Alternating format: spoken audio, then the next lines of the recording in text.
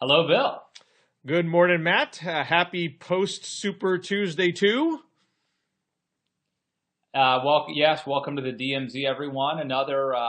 It's just been a crazy election season and political season, Bill. We've been, no lack of topics to talk about this year.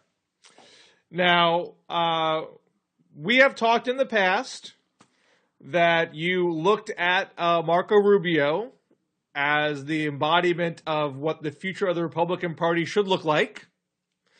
The operative word there being should. Right. You wrote it in your book, Too Dumb to Fail, the argument that the Republican Party was not on that path, but laid out how they could get on that path.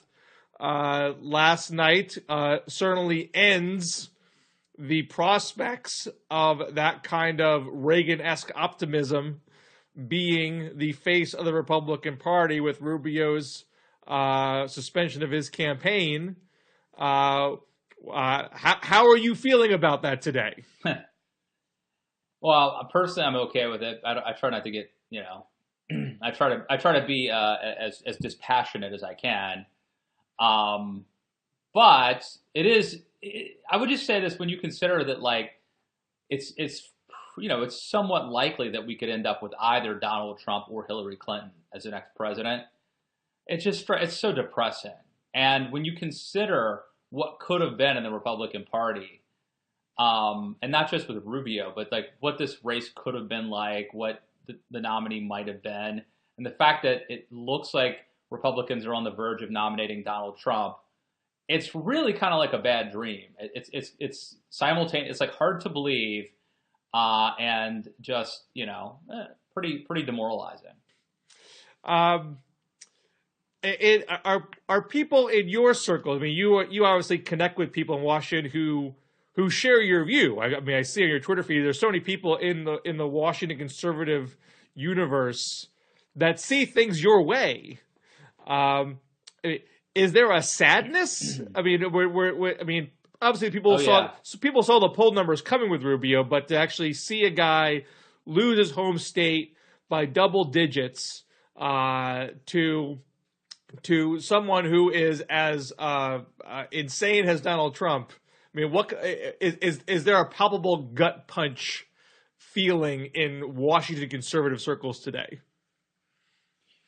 Not just Washington. I'm trying to find a text here. I guess I can't find it, but I heard last night from several friends, and some of these people were people on Twitter that I just saw, and some of them were personal friends who contacted me, and I heard from people that this is it. I'm done with the Republican Party, and let's see here. Let me see if I can find this tweet. Well, while you're looking for it, I did see on Politico. But there is depression. I'll just say there is depression. I mean, there's an article in Politico that a few conservatives, including Eric Erickson, who we talk about a fair amount, are meeting on Thursday to discuss a possible third-party candidacy. If there was going to be, and if people are really saying I'm done with the Republican Party, I guess my question is, how are people demoralized and resigned to just going in with Trump and getting beat, or is there an energy to leaving the Republican Party, going behind a third-party candidacy? You saw Boehner today floating Paul Ryan as the emerging nominee out of a brokered convention. You have this meeting that's happening tomorrow about possible third-party possibilities. I saw Gary Johnson. Gary Johnson secured the Libertarian Party nomination yesterday. He tweeted out today, "Make America Sane Again." He obviously is trying to make a play for disgruntled Republicans. Do you have any sense of where the momentum is with where anti-Trump conservatives are? I think I think there's chaos and confusion and frustration. There is no consensus, and it's partly because there is no leader to rally around. There is no one person to say what to do, and it's really unclear. You can make a good argument that Republicans, conservatives should suck it up and stay in the party. and hope Trump loses, and then that way we don't lose the party apparatus and infrastructure. There's an argument that says you should stay there even if he wins, because he's going to, he's going to leave eventually, and the people who are advising him, we shouldn't leave a vacuum. And there's a good argument that you wrote in the New Republic bill, which I think is a very defensible argument, that you can't countenance or abide Trumpism and the unseemliness of it. And so this is a time, Ben Sass, the senator from Nebraska, has talked about this as like 1860. I guess if you want to go back to the Whigs, it would be even earlier than that. What, the 1830s or something. So, well, and 1912, with Roosevelt walked out of the Republican Party. Right, and maybe the lesson there isn't terrific, right? Because it gave us Woodrow Wilson. So there are unintended consequences. The bottom line, though, to answer your question, is I think that there's still, we are in shock still. The people who didn't take Trump seriously, who assumed he would maybe eventually fall on his own. It's hard to believe that this has actually happened, and people are still in shock, and there's no clear answer, and there's no obvious leader to rally around who would say, we're going to do this. So there is confusion. There is no consensus. It is not a good place to be right now. It strikes me that, I'm a kind of person that functions well under deadline pressure. When I have no choice but to do something is when I actually go ahead and do it. And now you have, on one hand, there's deadline pressure to be a third-party candidate. You either have to, try to bum rush the Constitution Party convention, which is next month, or if you're going to mount a true independent campaign, you got to get working on getting on the ballot in 50 states, which is a very expensive and labor-intensive endeavor, and really needs to start immediately if you're going to meet the deadlines. Most of them are in July and August. But because there still is this prospect that you could block Trump at the convention, because having lost Ohio, he needs to win, I think the estimate is 58% of the remaining delegates, and there are some winner-take-all states left, but most are still not.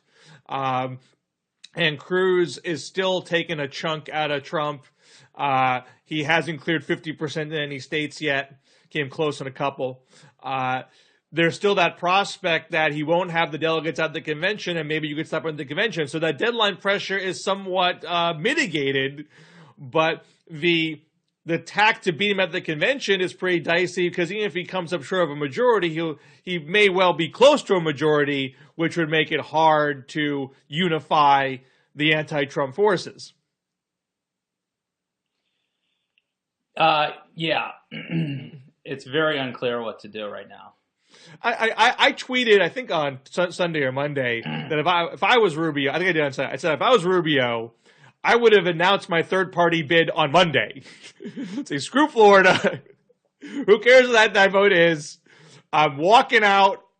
I'm the only guy who has a campaign infrastructure. I have some fundraising base. I'm the best position to get moving on a third-party project, and reap the benefits of stepping up. I mean, if somebody steps up, they're going to make history. I mean, I'm still skeptical that it would work. I mean, we've had this two-party system for 150 years. The current two parties, basically, or more, and so let's say Rubio does that and he gets 10% of the vote and Hillary Clinton gets elected. Then what happens?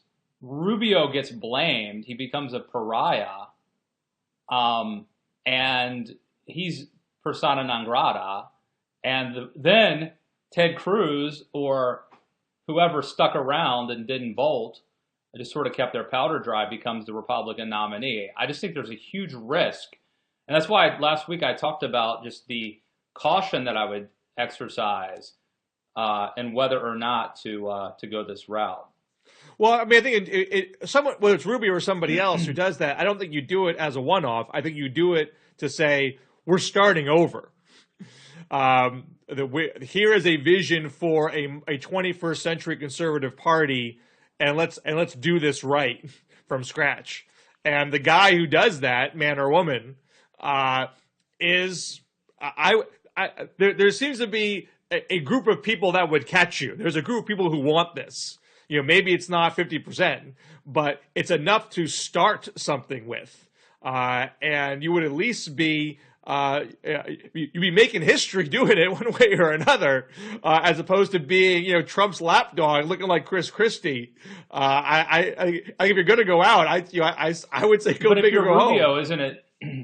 If it's Rubio, isn't it better to just take a break, go make some money, spend time with your family, and then maybe run for governor? See how this thing shakes out. You don't have to endorse Trump. You could just sort of go into the wilderness a little bit and forge a comeback that way. I mean, isn't that a much safer, more logical move if you want to have a political career? This is like, there is no coming back.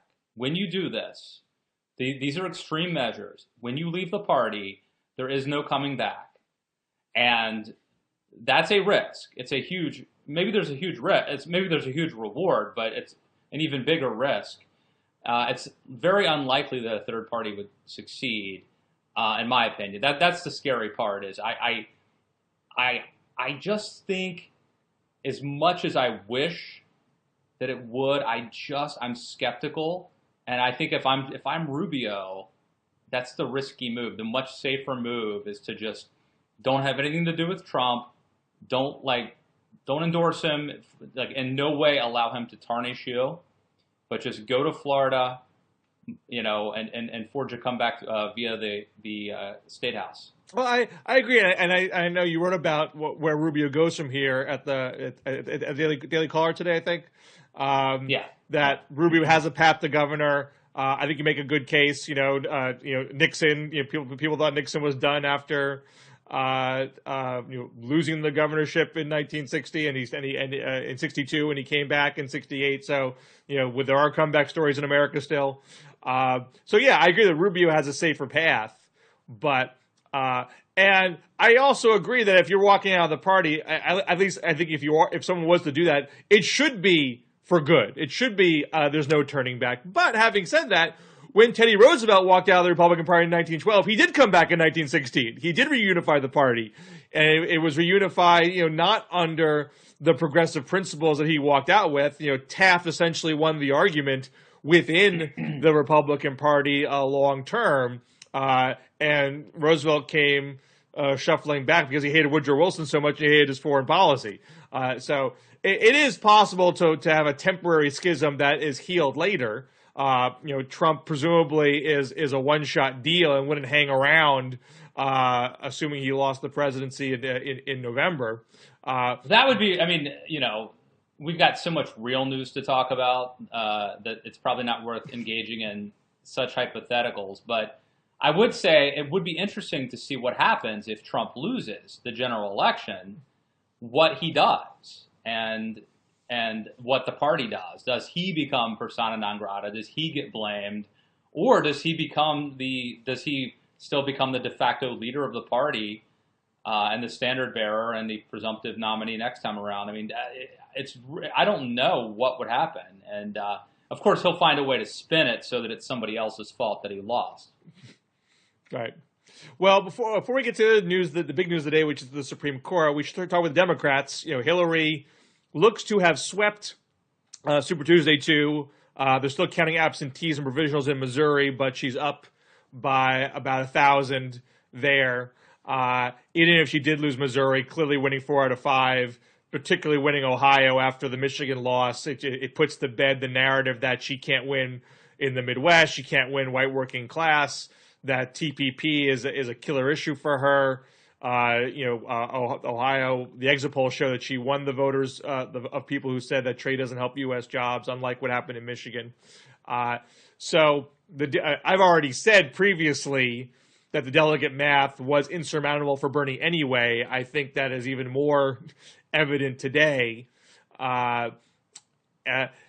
Do you have any reaction? Do you feel like Hillary has proven herself that she is the notion after Michigan was that she may be technically winning here, but it's on the strength of African American voters. She's weak in the upper Midwest. She's showing herself to be a flawed candidate. Is that fully put to rest after this tonight? Yeah, I think so. It's interesting that Bernie did so well in Michigan, a surprise victory there, and that it didn't translate into other states like Michigan that you would assume would be, culturally or demographically like Michigan.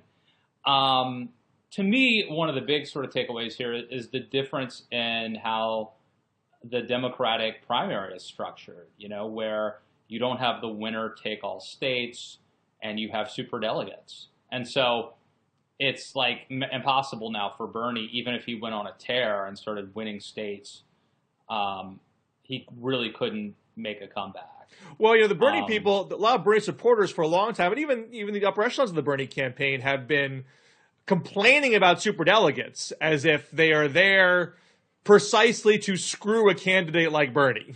They're there to thwart the will of the people, when in fact they've never done that. They've been around since essentially '84. They've always just jumped on the bandwagon of the winner of the pledged delegates. I would say the Trump phenomenon is a prime example of why you would want superdelegates. Well, exactly, yeah. It would be in a rare instance like this, a very rare instance, when you would use superdelegates. I mean, the argument for having them as a backstop is, if your party is suffering a hostile takeover by arguably non-party people, that people who are in the party and who care about party principles have a right to jump in and say, wait a second, this is not really a Democratic nominee that's happening here. And if you're a Republican, you could make that case right now. This is not a Republican nominee. He's never been a Republican. He's being foisted upon us by non-Republicans who are entering our primaries. We don't have to accept that.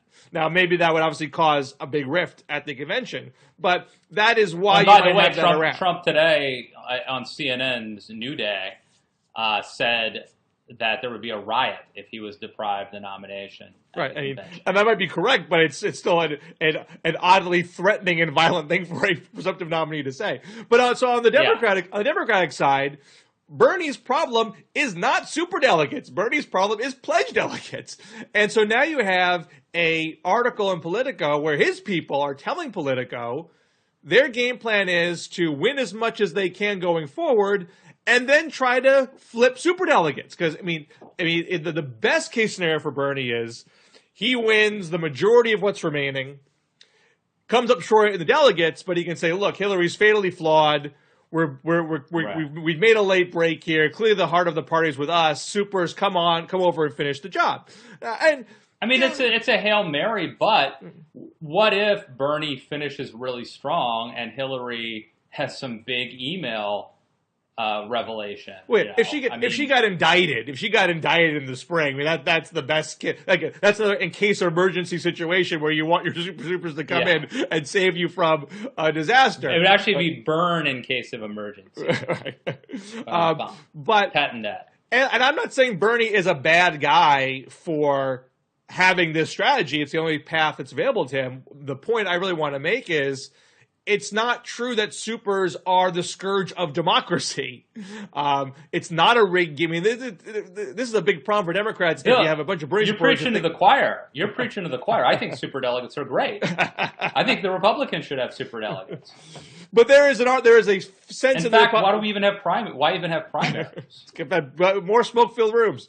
There are people in the Democratic Party who have felt that the game is rigged and the party is plotting to thwart the will of the people, and just the evidence is not there for that. And Bernie, at a town hall over the weekend, said one of the things he wants to do at the convention is to reform the superdelegate process. That is a terrible waste of Bernie's political capital. I mean, he's going to have some cards to play with the delegates that he has. Push Democrats on Wall Street, push Democrats on carbon tax, push them on healthcare. Why waste your capital on supers when they are a non-problem? That I don't get. But the other things that I think are important about the Democratic, the two other things I think that are important about what happened for Democrats.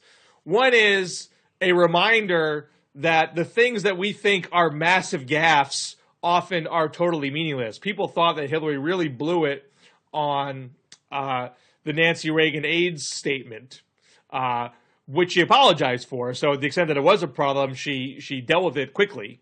But some people thought this was just, after she blew it in Michigan, she followed up with this inopportune statement, and then at the town hall she made kind of an awkward phrasing about her coal country platform. She has a proposal how to help people in coal country, recognizing that those jobs are going away long term. And the way she put it in the town hall was... these jobs are going, boys, and they ain't coming back. Right. I mean, it's basically what she was saying. But she phrased it in the town hall as if it was like a deliberate decision on her part to take those jobs away. And Republicans were making hay with that. And made some Democrats grind their teeth. Oh, this is she's such a flawed candidate. She always makes these gaffes. And none of that stuff mattered. None of those things were what drove... Democrats I feel like we don't know what the hell. I feel like this is just, even on the Democratic side, nobody, we used to know what was going to happen. It's so weird.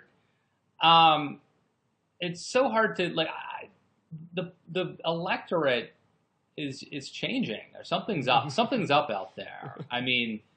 Well, but I think it's always true that these little media kerfuffles don't translate into votes. I've always made the point that John Kerry put Swiss on a Philly cheesesteak in 2004 and proceeded to win Pennsylvania. And he called Lambeau Field Lambert Field, and he still won Wisconsin. The things that we think are so important to voters often are not important to voters. All right, but what about Martha Coakley? How do you explain that? Martha Coakley was, that was, people ascribe her loss to botching the name of Curt Schilling, that Curt Schilling played for the Red Sox. But we don't know that's actually true. There are exit polls showed that was. No, I'm just joking. I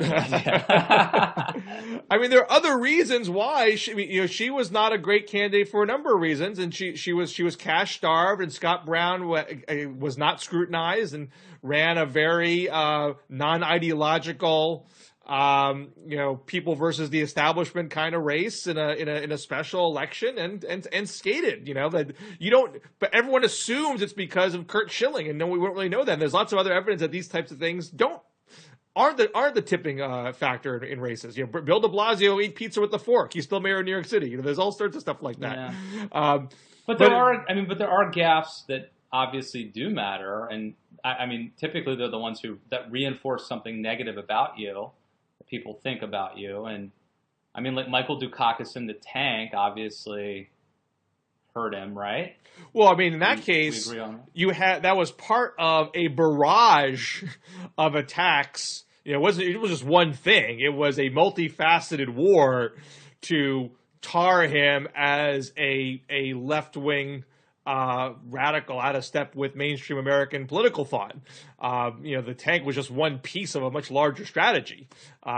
So it's not a singular gaffe that he made. I mean, obviously he looked sort of silly in the tank, but if he had a lot of other things going for him in that race, that one thing probably would not have been the deal breaker. That's a deal breaker. Now, having established that all of us know nothing and nothing matters, I like you got to have the nothing matters part too. Right. That's key. I want to put out one speculative theory about last night for Democrats, because I believe Hillary did better in Ohio than the poll said she would. I mean, she was up big for a while. It tightened into single digits in several polls in the last few days, and ended up being a very big double-digit victory. So, I mean, the tightening, I think you could prescribe to the Michigan win, and Bernie seems to do better late because he's unfamiliar, and as you get to know him, people who are inclined to his message put two and two together and vote for him. I think there's an argument there, and that seemed to be happening in Ohio, looking at the polls that came out late.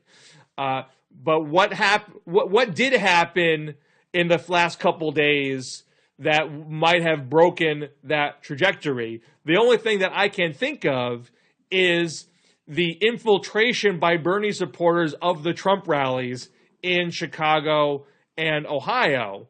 that could have made Democrats on the fence say to themselves, is this what a Sanders-Trump election is going to look like?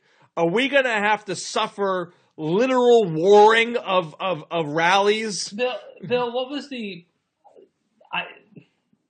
Did Bernie Sanders really send people? Like, No. I know the accusations were that Bernie Sanders was sending protesters, but like, did that really happen?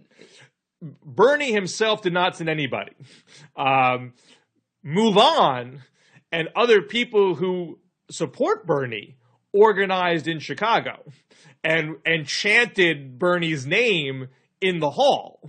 So it doesn't matter that this wasn't orchestrated by the Sanders campaign himself. The visual on TV is Bernie people are infiltrating these Trump rallies and making them into spectacles.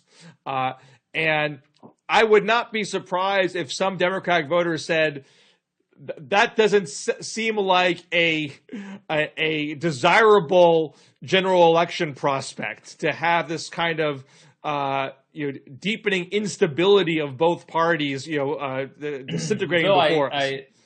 I feel like it's my duty to inform you you've just written your next column. I might well do that.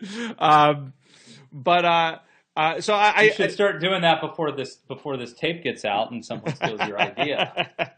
It's speculative, but it's a good column. Thank you. And there's a political story this week that there are liberal groups talking about an anti-Trump strategy in the general, which covers a lot of ground. I'm not saying they shouldn't have an anti-Trump strategy. Of course they should, but they might want to rethink the protesting part of that strategy. Is that really a necessary thing to do? I mean, individuals are going to go, heckle, and that's always going to happen. You can't control that. If it feels very orchestrated, I don't know if it helped Trump in any way. Trump. No, I think it did help Trump. I mean, maybe, but it did help him in Ohio. I mean, he got bum rushed in Ohio, and Kasich still won. But it just doesn't strike me as a good use of activist energy. There's lots of ways to confront Trump without being present at the rallies. Particularly in the case of Bernie, if you're in Chicago and you're a Bernie supporter, you should have been knocking on doors. You should have been phone banking. That was a close race. Every vote counted. Why are you spending several days plotting your infiltration of a Trump rally? That's not a good use of resources. This is so much more fun, though, Bill, and romantic. I mean, maybe that's part of it. But I don't necessarily want to trivialize what people were trying to do. Trump is horrible and should be confronted in some way. And I'm sure people had very sincere motivations of trying to say, look, you're coming into my town, you're coming to my house, and we don't want people to think that this represents Chicago, and we want to make a statement about that. It's not ill considered, but in retrospect, was that the best tactic to make that point across, particularly if you wanted Bernie to win Illinois, which he didn't do? Well, I agree with you. I think I think you're right. I think you should write that column. All right. Well, Sometimes we have ideas. I can just say, this happens to me a lot, where I will have an idea. Sometimes people will say, I'll tweet something. And this used to happen when I worked at Politics Daily, actually. It happened a lot. I would tweet something and my editor would say, you should write a column about that, But you don't realize sometimes that ideas like that might translate into good columns. Right. Well, before we go, we should talk about the Supreme Court. Yes. We have Merrick Garland, who a surprise pick. Everyone thought, and I can't pronounce his last name, so Srinivasan. Thank you. I thought I wasn't going to learn it for a couple of years now, but you saved me. He was seen as the hot pick, and some speculation. I'm surprised by this. I have to say, this move, picking a white moderate, is much more of a Bill Clinton move. It squeezes Republicans, obviously, and puts them in a spot, but in a way that I think Bill Clinton would have done. I thought that Barack Obama's playbook would be nominate a minority candidate, like maybe a woman, or Sri Srinivasan would have been the first Indian American justice, and demagogue that and use that as a way to sort of call Republicans racists. Well, But the thing is, he took a different tack than I thought. well, what's interesting here is that they were both moderates, and I mean, so going with Shri, you would not have lost that argument. Plus, he's much younger than Merrick Garland. Merrick Garland's 63. Yeah. You know, the whole game with Supreme Court is you get 40-year-olds who can stay there for 40 years, and you control the court for generations. I mean, I guess part of this squeeze is Obama's basically saying, look, you can get this white, moderate 63-year-old guy now, or you can wait and take your chances on who Hillary's going to nominate. Right. And she may nominate somebody that's much more radical and young, much more liberal and young. So there seems to be two theories, because there are people on the left who were, a bit aghast, thinking that this was the wrong call. And some people are speculating, and this is just what I see on my Twitter feed, that this is on the assumption that this person won't be the next justice, and so it's a sacrifice. Why sully Shri before his time comes? Another theory that, assuming Hillary does win, that Republicans will relent in the lame duck session and say Merrick Garland is the best we're going to do, so we might as well get this guy in before Hillary comes in and picks somebody who's more forthright liberal. And if that's the case, then maybe Obama should have pushed a little bit harder for someone who was younger and more on the left. And then the question, somebody said on Twitter that you could have Democrats filibuster Merrick Garland to keep Republicans from confirming him in a lame duck session or something. I mean, that would seem maybe, but I mean, all these guys are going to be spending the next year talking about how eminently qualified he is. Yeah. And you have no reason to reject them, so it would be pretty hard to turn tail and filibuster right after that. It would be, but we're talking about a lifetime appointment here, and so anyway, who knows? But even if it seems unlikely. But even if Hillary was the next nominee, Garland is maybe just a hair to the left, is basically a straight moderate from what we know, but that is a shift leftward from Scalia. So you're taking what was that's the thing though.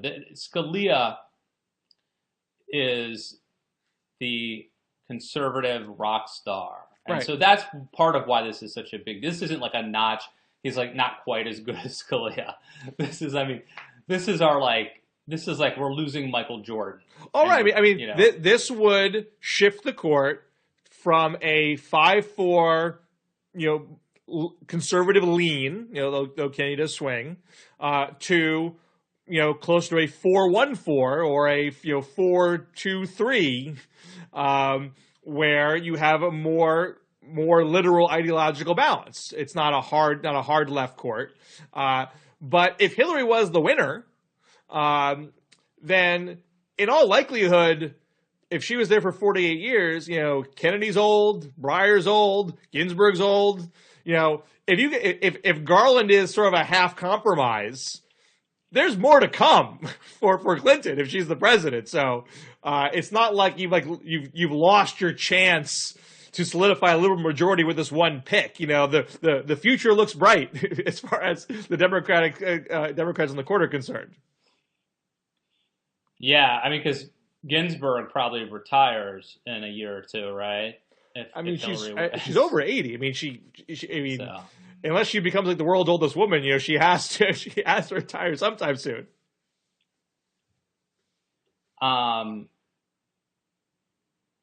So is that about it, or you want to talk about Kasich or Cruz, or just we'll call it a day? We could call it a day. Anything that's anything brilliant you got to drop before we go? I'll just say two quick things. So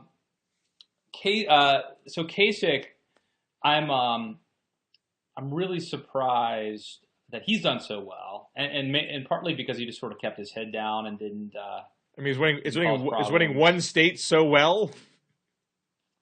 Well, good point. Good point. I mean, he hasn't even cracked 20% anywhere else, right? Yeah, I mean, I guess just the longevity, the fact that he's outlasted he's outlasted Uh, 15 other uh, 15 other candidates I or think no, something. I think he cracked 20 a few places. Let me. I And think he and he's and he's relevant. He's still relevant, and it's interesting. And I think that he's really, in a way, he takes on the press, and he doesn't give them what they want, and he just runs this really contrarian uh, campaign. I don't know. I think it's interesting. But what? And But it's where? just But where do you think he goes from here? There is no state that is an obvious Kasich win for him. And so the best he can do is scrounge up some proportional delegates here and there. He's way behind both Cruz and Trump. I mean, Uh, I think he could be the running. I really think he could be the running mate, or I think he could potentially emerge from a convention as the nominee. I mean, I think he's done himself a lot of favors by running this kind of race, and I could definitely see Trump tapping him or Cruz tapping him as a running mate. well, Um, Cruz Kasich I could see. I can't see how it's Kasich Cruz. I mean, how do you keep the guy who's in no, third no, no, no, place? no, no, no. It would be yeah. Well, I think it's possible, Kasich, unlikely, but possible that anything could happen in a contested convention. But wouldn't he have to win over Cruz delegates to become the nominee? Yeah, I mean, presumably, there's going to be after the first ballot. I mean, they're they're free to sort of vote however they want. But this would be the only scenario where Kasich would be the nominee. Would be number one. I think it's highly unlikely, obviously, but it would be like the fifth ballot or something. You know what I mean? I guess Um, the thing that I don't know well is who are the actual people that become delegates? Are they real diehards for their guy, or are they party functionaries that just sort of hopped on board and could really It be all free depends rangers? based on the state. It depends based on the state, and I'm not an expert in this by any means, but Ben Ginsberg wrote a really good piece for Politico, which explains pretty thoroughly how a contested convention would work. It's as thorough as it could possibly be and still be readable. So do check that Yeah. out. The other thing I was going to bring up is Cruz. I feel like there's Cruz is who he is. He's people tend not to like him. But I feel like right now he could be much more conciliatory and welcoming. I know he like sort of had this perfunctory thing about if you like Rubio, we welcome you into the fold or whatever. But it seems forced. And I really think that Rubio could be doing more. Like he's not going to kiss Mitch McConnell's ring. Like I think now would be the time for him to start kissing some people's ass and to I think Cruz could become like the without losing his outsider status, could also win over a lot of the more establishment types. But he's like doesn't want to let that happen. He's resisting that, or he's not willing to do what needs to be done to make that happen. And I think that's to his detriment. I think Well, he would be he would better have served time, by wouldn't he? I sucking. mean, he could make that pivot towards ass kissing in June, right? I mean, he'd have like a good 6 week No. period between the end of the primaries and the actual convention. Well, no, but I'm talking about like if right now there's an opportunity because all the Rubio voters are Rubio's out. I think now would be a great time to try to get the Rubio voters and not just voters but supporters, opinion leaders, money people behind him. But I don't think he's going to do. I don't think he's going to like lower himself to do that kind of outreach. That that might make that a possibility. So I think that's sort of a flaw for him. The fact that he like is highly principled and bucks the system has gotten him this far. But there's a time you could imagine Reagan. Oh, damn it. All right, I'll call her up. You know what I mean? Like calling somebody up and like, well, how are you doing? And I, there's a great book by Paul Begala and James Carville called Buck Up. No, it's Suck Up, Buck Up, and Come Back When You Foul Up. And it's a really good book about campaigning. And they have a whole chapter on like that you know, you need to be at the beck and call of every son of a bitch who can afford a stamp. Like, part of your job as a politician is to, like, kiss people's ass. And there's a way to do that that's like, you know, there's an obsequious way to do it, and there's an unethical way of doing it. But that's not what they're talking about. They're talking about the just, like, being nice to people, holding people's hands, so to speak. But, you know, the work. You're not above that work. And I think Cruz is like, feels like he's above having to do that kind of ass kissing that might actually help him out. Very interesting. I think we have many interesting days left to come. I'm glad to see that you're not too despondent over the results. You're maintaining your optimism remains intact. Well, let me tell you. I'll just say this real quick because this is interesting. I have like this philosophy that I think is partly political and partly faith-based, and it's basically so conservatism is about epistemological modesty. We know that we can't control everything because we don't know everything. So we don't really believe in like comprehensive schemes, you know, or planning, command and control plan schemes. So in a way, it fits my political ideology that it's a very Hayekian idea that, like, I work hard, you know, try to make things happen, but I don't know. Like, Marco Rubio could have started a war and gotten us all killed, right? I mean, I think Rubio was probably going to be the best guy, but like, for all I know, he could have started a war, gotten us all killed, and Donald Trump could end up being a great president. It's like, I know that, like, I don't know. I don't know what's going to happen. I think I do, but I don't know. And this also has to do with faith to a certain degree. You know, work as if it all depends on you, pray as if it all depends on God.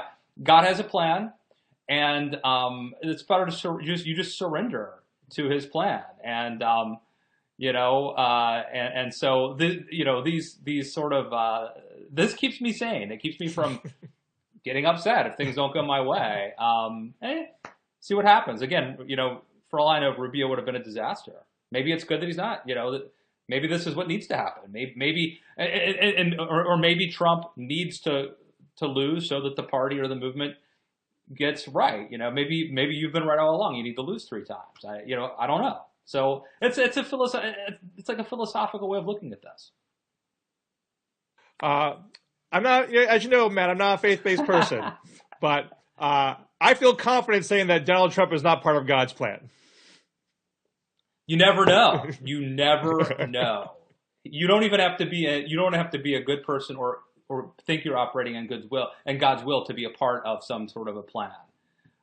He has used worse people than Donald Trump. But again, I mean, you know, I'm not saying that, like, I'm just telling you how, like, I'm not saying this is right. I'm just saying this is how I sort of how I deal with this stuff. Like, I honestly, like, I try to remain dispassionate, like, for purposes as a writer as much as I can, but nobody knows what's best or what the future may hold. I mean, there's so many variables, right? So, like, if I were a Republican or a conservative in 1976, I would have been bummed out that Gerald Ford lost, that Jimmy Carter was elected. But maybe you need Jimmy Carter to get Reagan, right? So you need your guy to lose so that you can win later. I mean, again, this is the kind of thing we talk about over beers normally. You don't have these conversations publicly. And you and I have talked about, you know, you put it in your book, actually, my belief that a party's got to lose 3 times before they make the necessary changes. And after losing McCain and Romney, you know, Trump, assuming he loses, would be a true rock bottom moment. So the changes would have to come after that, one would think. GOP Senate Majority Leader Mitch McConnell, GOP will give the people a voice for court vacancy. What does that mean? I assume that means turning the election into a referendum on the court, which I see. Okay, I am flummoxed why you would make this election of all elections a referendum on the court, but that's what they want. All I can say is, as if the stakes weren't high enough, right? But then again, there's no guarantee that Donald Trump, if he's the nominee, like, is gonna. Anyway, enough of this. We've talked enough, people. Check out my stuff. Buy my book, Too Dumb to Fail. Follow us on Twitter at DMZ Show. Bill, what do you want to plug? They got a bunch of nothing right now. So Right. I got a couple things in the queue check of out Politico, but Bill's not got a up yet. column. Bill's going to have a column coming out about why Bernie Sanders lost and the protests. Check that out. It'll be at Politico magazine or Politics. Somewhere. All right. Take care, sir. All right, buddy. Good talking. Bye.